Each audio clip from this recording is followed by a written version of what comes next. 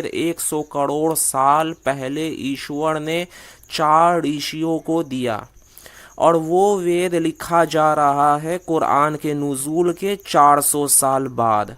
हम लोग कोई स्पार्टकस नहीं है जो बेदलील का कोई भी बात मुंह से निकाल कर भाग जाएंगे, बल्कि दलील देना भी हमारी ही जिम्मेदारी है। ये मेरे हाथ में है ऋग्वेदादि भाष्य भूमिका, जिसे लिखा है आर्य समाजियों के फाउंडर दयानंद सरस्वती ने। इसके अंदर वेद उत्पत्ति विषय में सवाल पूछा जा रहा है कि वेदों की उत्पत्ति में कितनी वर्ष हो गई है। तो दयानंद जवाब में लिखता है कि 196 करोड़ 8,52,976 वर्ष वेदों की उत्पत्ति में हो गया है। तो मैं पूछना चाहूँगा अंकुर आर्य से कि क्या उसके पास वेदों का कोई ऐसा कॉपी है जो 196 करोड़ साल पुरानी हो और उस पर कार्बो डेटिंग भी हो गया हो। अगर नहीं है तो वेदों को भी मिलावटी मान लिया जाए। और इतना पुराना कॉपी होगा भी कैसे, जबकि वेदों का लिखना शुरू ही हुआ था कुरान के नुज़ूल के 400 साल बाद।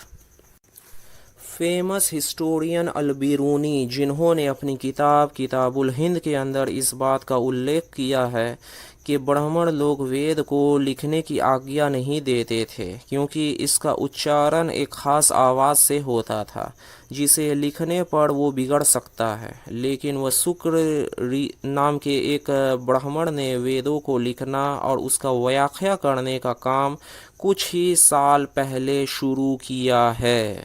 यानी वेद जो 196 करोड़ साल पहले की किताब है, उसे कब लिखना शुरू किया जा रहा है? कुरान के नुज़ूल के 400 साल बाद। शायद इसीलिए 99% वेदास लॉस्ट हो चुका है, जैसा कि पिछले वीडियो में प्रूफ किया जा चुका है।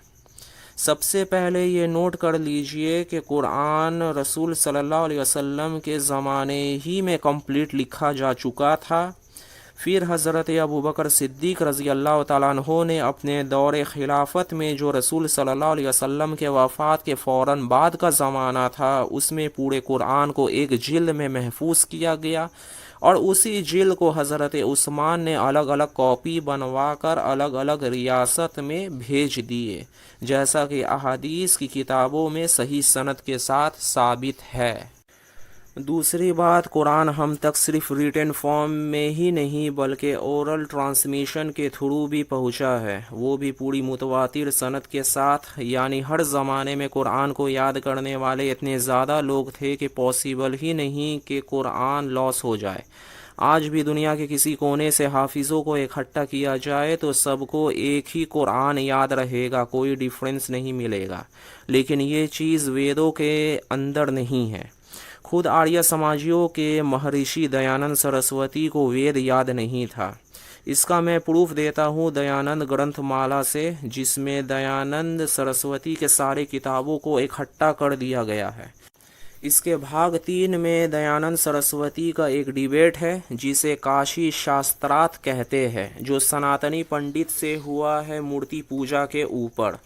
इस डिबेट में दयानंद बार बार वेदों को बुक के फॉर्म में मांगता है, तो काशी के सनातनी पंडित ने कहा कि जब तुम्हें वेद कंठस्थ ही नहीं यानी याद ही नहीं, तो काशी में शास्त्रार्थ करने क्यों आए हो?